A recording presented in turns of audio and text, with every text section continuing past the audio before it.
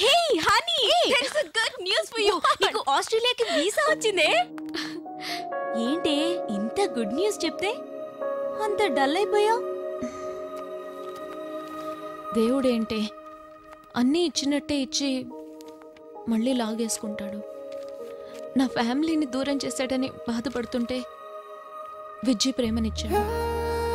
అంతలోనే మళ్ళీ నా ప్రేమని దూరం చేస్తున్నాడు. ఈసారి దూరం అవనమే. ఏ ఇన్నాళ్ళ నుంచి ఎదురు చూసింది దీనికోసమే కదే. నేను ఆస్ట్రేలియా వెళ్ళాలనుకునేది బెటర్ లైఫ్ కోసం. ఇంతకంటే బెటర్ లైఫ్ నాకు ఇంకెక్కడా దొరకదనిపిస్తుంది.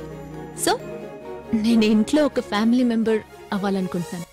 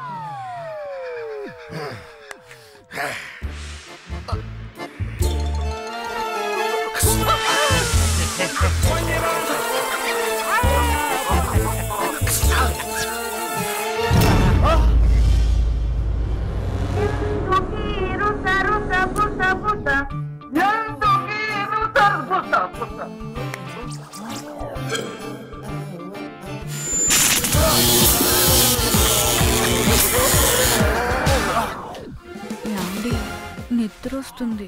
అలాగే సత్య,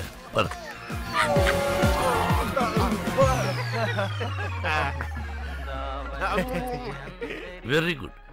అలాగే అన్నదమ్ముల్లా కలిసిమెలిసి ఉన్నారు. పద సత్య.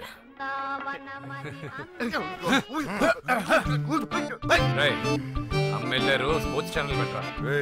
పాప వెళ్ళారు, పాప్ ఛానల్ పెట్టరా. అర్థమైంది. ఎవరి చేతిలో రిమోట్ ఉంటే వాడి దగ్గర ఛానల్.